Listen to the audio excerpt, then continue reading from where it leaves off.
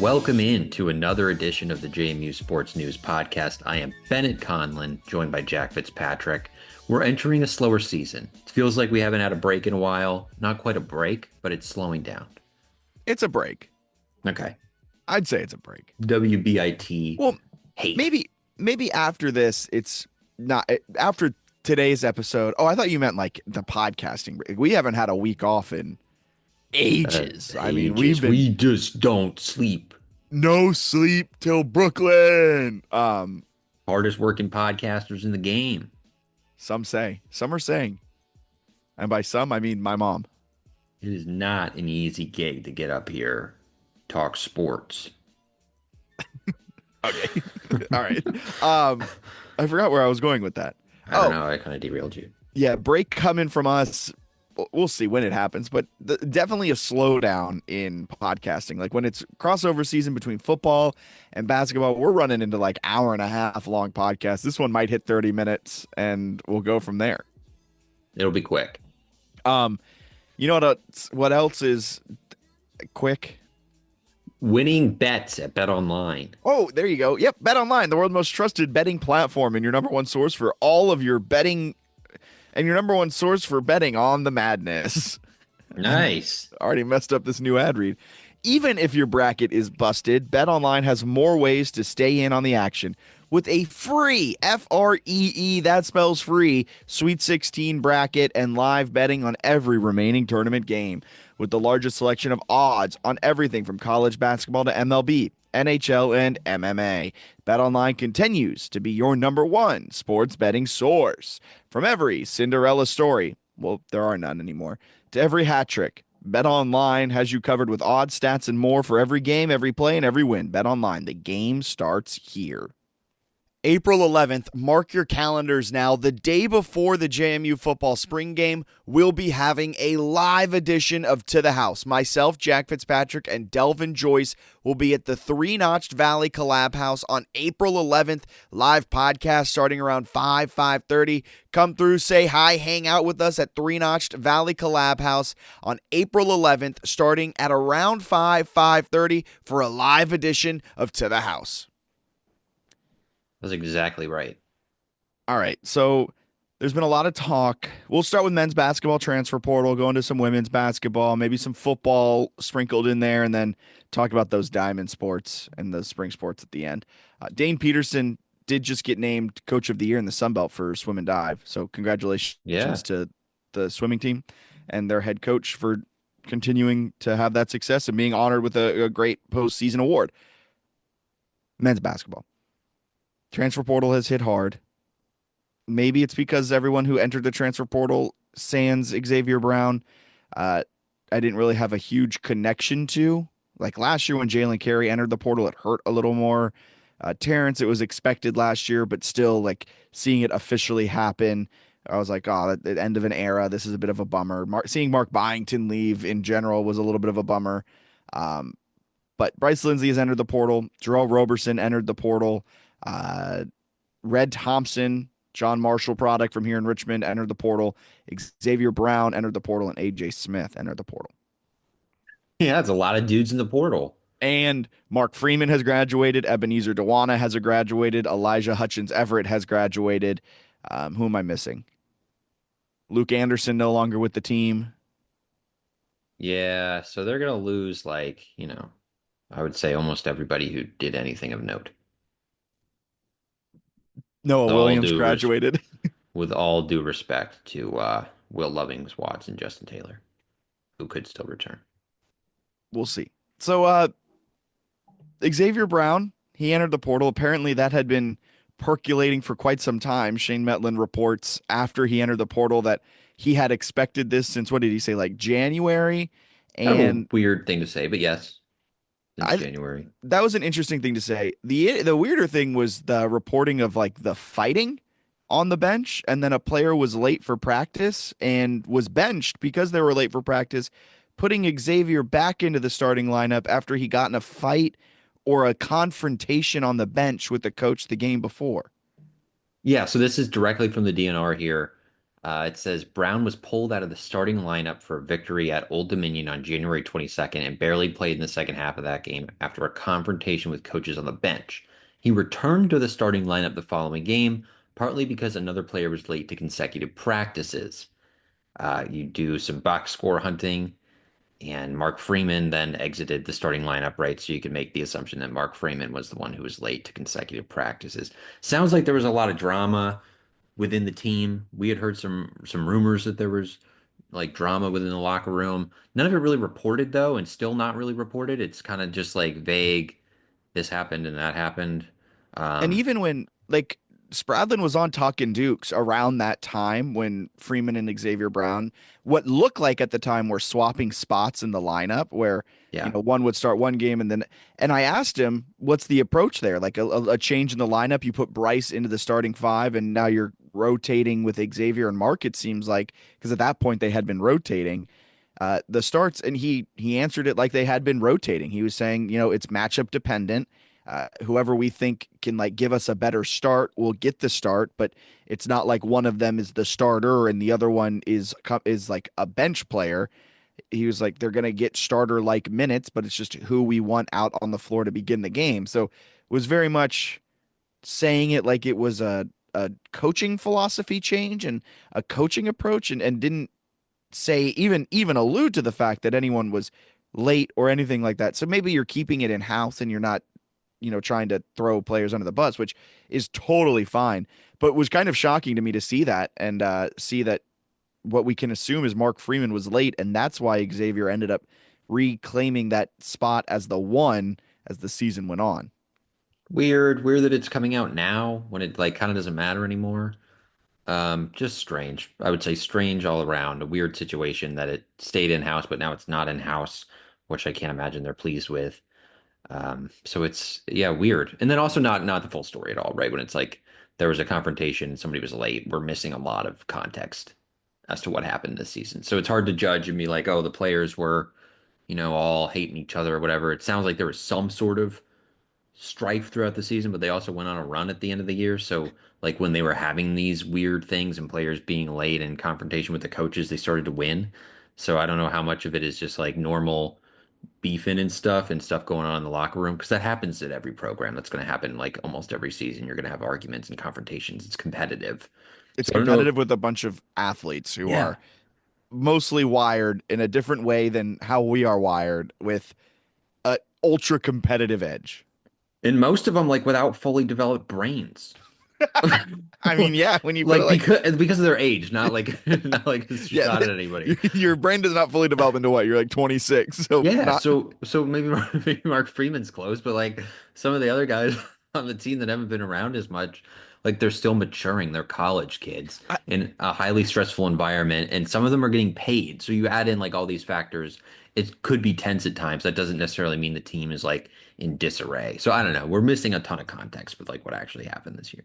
Context I'd also love to know is like the Mark Freeman aspect of it. This guy who followed Spradlin to here, he had offers to play like back in his hometown of Memphis and all of this other like Yeah. power conference offers, decided to come with Spradlin, has a child, and like feel like that is That's an probably why extra. he's late. Yeah, like, which to me, that's a crazy story that like Freeman was benched by this coach that he has this great relationship with. Yeah. Freeman like has high praise for him at the end of the season, talking about like helping him become a man.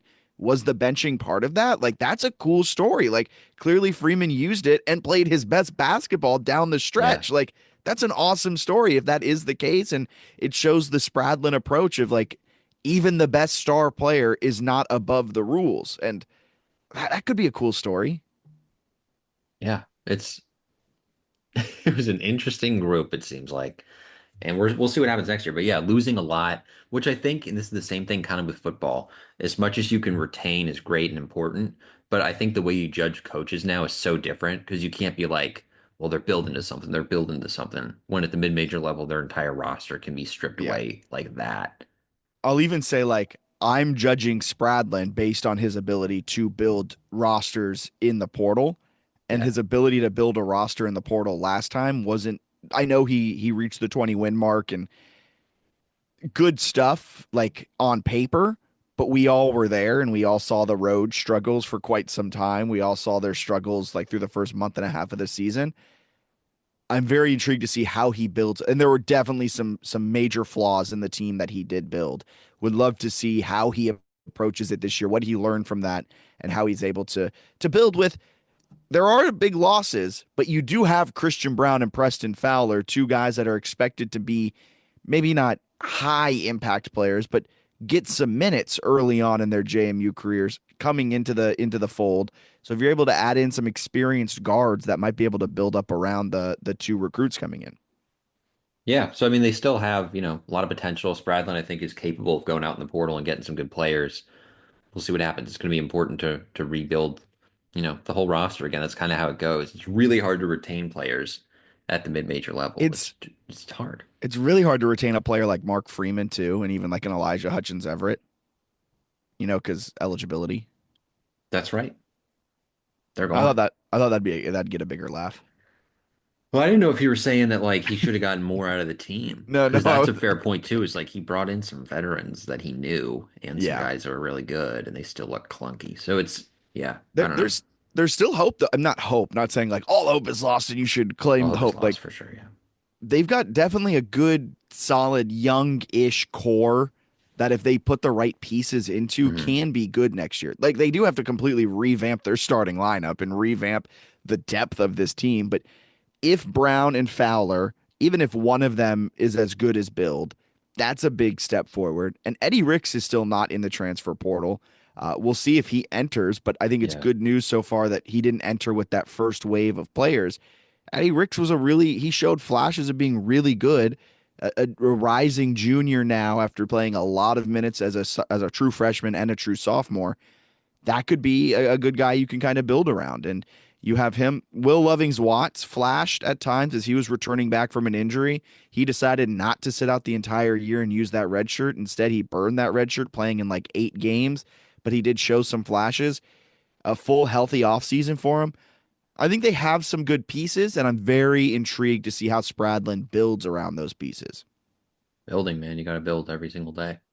I mean, the standard's the standard. Standard is the standard. That's what people are saying. You control your controllables, man. I mean, we got to go out there and we just got to handle what we can handle. I mean, there's no way around it. You make the main thing the main thing. That's just the way it is in today's modern college basketball landscape. That's what I've heard as well. And I think the other thing that's interesting about some of the transfers is like Brown was obviously kind of a face of the program-ish. I think maybe we expected him to be more of the face of the program, and he brought in two guards that were better scorers than him, so it made it not as much of like face of the program stuff. But he had spent 3 years in Harrisonburg, so a lot of people know him. But He like was a AJ, fan favorite. he was a fan favorite. AJ Smith was getting like 7 points a game. They just brought in two freshman wings who were supposed to be studs. Like I don't know, like AJ Smith's probably not getting, like I don't think Auburn's knocking on the door necessarily. So for some of them, like changing up a lineup that didn't play any defense for a defensive minded coach, not the worst thing in the world. Yeah, that's what I was kind of getting at earlier when like these players are entering the portal. Lindsey's like, damn, that would have been cool to have him around. But He's good, yeah. there was never a point in that season when he started to catch fire that I was like, oh, he'll be back in Harrisonburg next year. And I think you just got to kind of change your mindset when it comes to being a mid-major fan now. You have to change your expectations. If you have a great player and he sticks around, that's awesome. But like, you also have to be realistic with yourself and where Yeah, you are in the pecking order. Bryce Lindsey went to Texas A&M. right. Then he came to JMU. He wasn't yours. What's the thing when you're talking about relationships? You're going to lose him how you got him. You're going to lose him how you got him. Like, if Xavier Brown had developed into a 15 point per game type of scorer and blossomed fully into the face of the program, and then he left, I'd be like, that's a bummer because like Hmm. he had played here for 3 years, like that was a good guy, like developed here, built up. Him leaving, it's a bummer, but you understand it. AJ Smith, you're like, okay, Bryce Lindsey was a fantastic player, but there was never a point this year where I said he's here for the long haul. I was like, no, he's here to rehab his image, get good again after dealing with some injuries at Texas A&M, and he's going to go back to a power conference. Let's enjoy him while we have Yeah, him. very well said. I saw some fans too who are upset with the current system, myself included, right? It's hard to Yeah. I like the old system more. At the same time, I saw some other people that were like, I'm gonna stop caring. I'm not gonna watch as much. That might be true for them. They're gonna do 1 year rentals again next year, and I'm gonna be watching January games like Thursday, 7 o'clock on ESPN Plus. Like I don't care. Yeah, I like sick. it I still like watching them play basketball. I'm I'm gonna gonna like dive into next their year's film. team. Yeah. I'm gonna hype myself up about everyone. I'm gonna dive into the film. I'm gonna get excited every single transfer portal that gets announced. Yeah, 100%. I'm back in it. And like at some point I think they'll have the contracts. I don't know when that's gonna happen, I but think they'll have contracts soon. Yeah. in the meantime, like I'm still gonna watch him play and enjoy it. And like, am I gonna be, as like invested in, for example, AJ Smith's future as I would have been somebody who stayed for 4 years? No. But I'm still gonna root for him when they have the uniform on. And I just like going to the AUBC. I like hanging out in Harrisonburg. Those are the reasons I'm still gonna go back and watch football, basketball, whatever. I don't know. It is what it is in terms of like the current landscape. Also, people are like, I could never get invested in a team again like I did for that March Madness team. And like looking at that March Madness team, Jalen Carey was a freshman. So Yeah, you only knew him for a year. right. Friedel was a transfer in who, okay, he was there for 2 years, but had kind of an iffy first year in Harrisonburg and then took on a much better role the next year. Um, Raekwon Horton was 1 year. That was his Bickerstaff. first year. Bickerstaff was his first year in Harrisonburg. Terrence Edward was the only one that we had any emotional connection to. Okay. Wooden. Who? Julian Wooden. Oh, I forgot about Julian Wooden. How could I forget I about forgot the? about Julian Wooden. How That's could I forget Brian's about guy, Julian? Brian Reese's guy. I know. I could. My bad, Brian. But like, you know what I'm saying? Like Yes. that team was made up of transfers, and the reason we cared so much about them is because they beat Michigan State for the first time in Tom Izzo's career. It felt like in the month of November. Like that was the first home loss for Tom Izzo in like 25 years. And they did something crazy. They then were really freaking good at basketball. Yeah. Every game was fun to watch, and they won a March Madness game. That's why we cared. If Preston Spradlin brings in a bunch of new guys and they go to Auburn in game one of the season and win, and then go on to be a great team the rest of the season, you know what we're going to all do? We're all going to care and we're all going to learn the names of all the players. And we're all going to say this is one of the best, most fun JMU men's basketball seasons we've ever had. Like that's just the way it is. Winning solves everything. Yeah. It makes it harder to get into like a complete rut as a program, which Jamie did for like 2 decades. Because like if your roster stinks and doesn't gel, you can just be like, okay, goodbye everybody, and turn it over. So it's not a perfect system, but like I still care. I'm still gonna care. I'm a sicko. Yeah, exactly.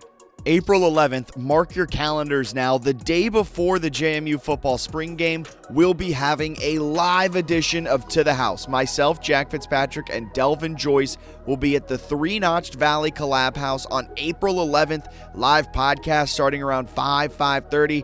Come through, say hi, hang out with us at Three Notched Valley Collab House on April 11th, starting at around 5:30 for a live edition of To the House.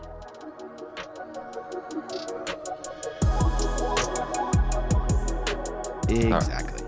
Women's basketball, WBIT, playing tonight. We'll do a deeper dive when the WBIT wraps up on this whole season. After they win the championship. Very possible. They play Belmont tonight in what should be a highly competitive game at the AUBC. They've already got 30 wins. This is a good matchup. I was kind of hoping they were going to get the Northern Arizona rematch. I think Belmont beat Northern Arizona by a point in a great game there. So this should be competitive. And then I want to say, are the quarters next or the semis next? Semis are next. These are the quarters. Okay, so they're pretty close, pretty close to making this thing happen. Because after this game, this is the last home game. After this, they go to Hinkle Fieldhouse for the Which Final is Four and sick. championship. And they'll play the winner of Villanova Portland. They've already beaten Villanova this season. So could be fun. But this game tonight is going to be a blast. We'll do a full deep dive of the WBIT championship after they win the championship. Women's basketball, a team that never breaks up. I mean, that team, watch, fast forward 2 weeks when like the whole team's in the transfer portal. This is a team that never breaks up. I don't know how they still have eligibility to return like half this roster. I do not understand that. keeping a close eye on Ashanti Barnes and her injury status. Didn't look great. Then they said game time decision tonight, which the decision's probably not playing, right? But hopefully it's not a serious thing that Well, if you into really think about next it, year. Bennett, if you really think about it, Bennett, Isn't every injury a game time decision? No. Like You think really think I don't about it. I don't think Alonzo Barnett was game time for the bowl game. Well, He they made a couldn't decision walk. at game time. They made the decision to not have him play. I don't think that's right. You get what I'm saying? You know what I mean? I do. Okay, so we're excited for this team. They're cruising. That game Well, against Marquette was fun. that was fun. Goes into overtime. They Find a get way the to get it done. finally Yeah, you would two have loved. overtime losses already this year. Would have loved for them to figure it out against Arkansas State, but that's Yeah, but that's Arkansas besides the State's point. not an easy team. I mean, most teams aren't beating them by 70 plus, just some. Ben, I can't believe you said that. I'm a I, Sunbelt I hater. can't believe you're a Sunbelt hater. It's like, no, I just think the basketball's not that good, JMU included some of the time, especially on the men's side. Yeah. Anyway, yeah, some Troy fans got mad at me. It's fine. What Okay. else we got? Football. Football, yeah, I think everyone they got pro day today, so we'll keep some tabs on that. I think the part of this team that's maybe most exciting is you pointed this out, but they posted some photos from practice and they've got is it Coleman next I to Sluka? I think it's Coleman and Sluka. Sluka looks like you said this, what like a frat bro just kind of slinging it around. Yeah. He's His got feet his like vibes are immaculate. Sluka's feet aren't set. His shoulders are slooped, not pointing, like not to get all technical, but like not pointing to where he wants the pass to go. The ball just looks loose in his hands, getting ready to just sling that thing, sling that rock. Camden Coleman, feet set, straight back posture, shoulders. He's at Camden Coleman QB1. That's all I'm saying. Friend, Sluka's friend of vibes the are friend of the program, Camden Coleman QB1. yeah, I can't wait to see this quarterback battle. And by see, I mean hear nothing and then see who trots out on Well, if first someone game. reports on it, they'll just have their credentials revoked, so then we won't hear about it ever again. Okay. So anyway, this team's exciting, man. We'll see what goes on. We're not hearing much, um, which is par for the course. But maybe the last year at Chesney, I think they're gonna be good, man. I think they'll be really, really good. Oh, we didn't talk about this before. Also, before we get to this, April 11th, three notched Yeah, Valley Collab House. We'll put a little bumper at the front of the show too, to hyping this up. we'll bumper Uh, this. Three notched Valley Collab House, April 11th, around 5-ish, 5:30. We'll get started at three notched. Might be outside, might be inside. They're going to get us set up with their speaker system so that we can actually be heard when we're talking, unlike when Bennett and I did our live podcast when we were flying by the seat of our pants. But Delvin, Joyce, and I will be doing a To the House live podcast, maybe some special guests popping in throughout. But April 11th, that's the day before the spring game. So if Yeah. you're heading in for the spring game, come a day early, grab a beer at Three Notch, hang out with us, talk some JMU football. That'll be around 5:30 on April 11th at Three Notch Valley Collab House. Uh, Going back to men's basketball, you said Chesney might be gone. Preston Spradlin might be gone. Yeah, Samurai Hoops with some rumors that And he coaching could changes. The account coaching changes, I they did it heard. too. Yeah, which isn't good because they're normally right. When was that one? Okay, you keep talking about Samurai Hoops. I'll search coaching changes. This is absolutely shocking news. We are shocked. Sorry. Anyway, Are you also trying to search coaching changes? yeah, I am. March 25th. This is from Aces Reboot. They claim they're a scoopster. Um, Apparently there's some mutual interest there between Preston Spradlin and Drake. I think that's actually an interesting one to keep an eye on. They pay pretty well. They've shown that they're really good at getting people into power conference gigs. If you can win at Drake and they have a lot of resources, you can you can find it to the big time pretty easily. Would be devastating to lose a head coach um, after like a mid year, like 1 year and your team's just like 160th in Ken Palm would just suck. What would be worse, losing him or losing him with no buyout? Both comically. Um, I do want to bring that up go because ahead. that worries me, not just this year, because I don't think he's going to go to Drake. I think it's just rumors starting to get floated around because I think mainly based off of his success at Moorhead. And because he had a lot of like what he did at Morehead State is he is a good coach. What really worries me though is next year if another Missouri Valley team comes calling or any of the teams not listed in the contract, we're royally screwed as a school because why did they not include language that just said any other mid-major? Update this dude's contract. What Like are we doing? sign him to a 1 year extension tomorrow. I don't Yeah. care. And just work that section out because it lists only like 5 mid-major conferences, and there are a lot more that could potentially poach him away in today's current landscape. Yeah, I mean it's a bummer. And you're seeing it like the Sun Belt, and I talk about Sun Belt basketball, and people are like, why are you such a hater? Well, like Arkansas State, Brian Hodgson just left to South Florida, which is a better job, Yes. but it's not a good job. But and basketball is the most important thing for a mid-major conference. Like, cool, football's fun. Like, we love football, but basketball's your moneymaker. Like, you get some good teams in the NCAA tournament, and you're winning massive amounts of money for your conference. Like, Mount, Mountain West has it right, man. They're cooking them both. yes, exactly. But like, I don't think you win shares for winning in the college football playoff. But even if you are, that's nearly and virtually impossible for a group of five team to consistently win year in and year out in the college football playoff. It's not outside the realm of possibility to get a mid-major team in to the NCAA tournament and win a game or two. I've said this before on this podcast. The CAA was living on Richmond's 2011 Sweet 16 run, VCU's Final Four run as CAA members, George Mason's Final Four run as CAA members. They were living on that up until like 5 years ago. It is something that mid-major conferences should want to invest in, and you don't want your star coach in Brian Hodgson going to the AAC in South Florida. It's tough. So some Arkansas State fans were upset. They were like, "Is that really an upgrade?" Yeah, dog. You live in Jonesboro, Arkansas.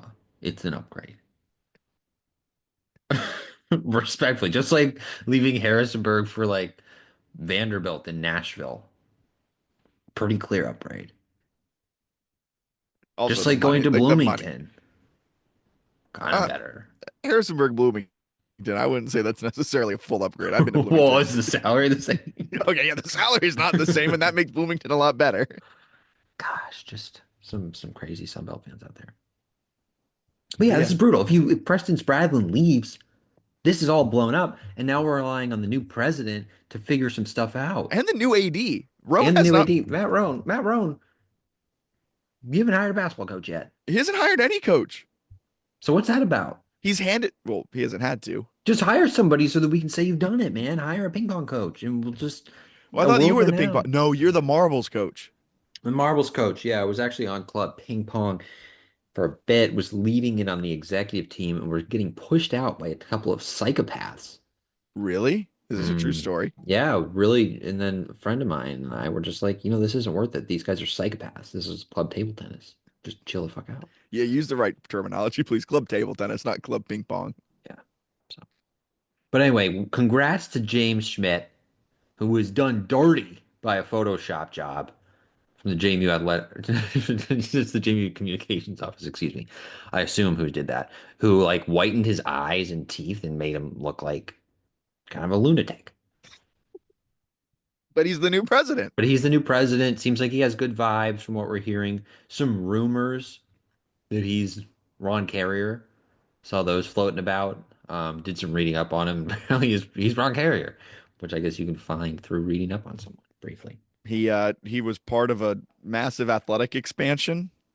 And so people are like, this means Bridgeforth expansion is coming. And the funny thing is, Roan said that they are doing like a master plan and they are working it out. So like it's not a No, secret. Schmidt did it. It's not a secret that there is expansion coming. We just don't know if it's going to be next year or in like the next decade. But they're Yeah. working out a like when a AD says master plan, that means they are like getting things in motion to begin expansion. Yes. I'm also going to float out there if Spradlin leaves. Hire us. I kind of want to run it back with Lou Rowe. Stop it. Stop. You're not Oregon joking. assistant. You're not Oregon joking. assistant. He was in South Florida. I bet he's learned a lot. He's cool. Just let me see it again. Let me see it again. I want to see, like, maybe it works this time. Get out of here if that Run happens. it back. Run it back. He would No, stay probably. maybe And not. if it doesn't work again, you let him go to another power conference, give him another couple years, and just keep trying, keep trying, keep trying. He's not even. I don't think he's even 50 yet. You could do this for another 3 decades. Just like I don't know. I assume at some point on attempt like 2 through 6, he's gonna get it. Am I crazy? Yes. Are you being like 100% for real right now about wanting to try Lou Rowe back again? Like, is there, Oh, do I would not do tell me. it. No, I would do that 100%. And I know what I watched. I know what I watched. I I don't know care. it was bad. I And I don't know care. I it just was, feel like Dana Altman, he couple of years literally with that ran the guy. program into the dirt. Couple of years with Dana Altman, man. Could change a man. Much like, what does John Rothstein say? A weekend in College Park changes a man. What is it that he says? That's not right. That's not right at all. College Park is the spring break capital of the Northeast. VCU going to the Siegel Center is the same Oh, as a week-long trip in Europe. okay. Or It it's like the changes same someone. impact. Yeah, yeah, yeah. Okay. Gotta love it. All right. A quick baseball thing as we got to wrap this Opening up. day is here. We got to wrap this up before we get kicked off of this Zoom. Baseball, rough. They're playing great ball. You mean the opponents they're playing are playing great ball? 9 and 16 overall. So if just I don't know, 14 or 15 of those bounce the other way. I was doing Talking Dukes yesterday, and Matt Joseph's my co-host on that one. Really painted a nice picture and said JMU has won 2 of their last 3. Guess that's true. They've And I won their said, first 2 Sun Belt series. yeah, and I said that, well, yeah, against ULM and Marshall, Exactly. They're about to get absolutely demolished by Louisiana. 2 of the worst teams in the Sun Belt. Now you get the actual Sun Belt teams. But I was like, oh, that's nice of you to say 2 of the last 3, but they lost 12-4 to Richmond, and they have not won a midweek game since the first midweek game against Radford. Wasn't that a And dogfight too? I think it was like 7-4, and they didn't pull away until late or Yeah, something along yeah. those lines. 7-3, but yeah, they were down like the eighth or something. So cool, but like the reason they got an at-large bid last year was because of their midweek wins, and they're not taking advantage of them. The 2 losses already to Virginia Tech, 2 losses to West Virginia, a loss to Maryland, and a loss to Richmond, who's going to be a top 25 team here shortly in the next top 25 that drops. Well, softball, not to be outdone by those by Those those pesky baseball smaller boys. balls. 11 and 17 overall, so very similar vibes. They have lost, don't count me on this, but 8 in a row. I think yeah, they lost yesterday, 8 in a row. Yep. They were close yesterday too. They took a 2-1 lead over Cal, and then just those pesky Cal Golden Bears outscored them 15-0 the rest of the way in a 16-2 loss over 5 innings. So that's not going well. Lacrosse, they lose to Wait, Johns.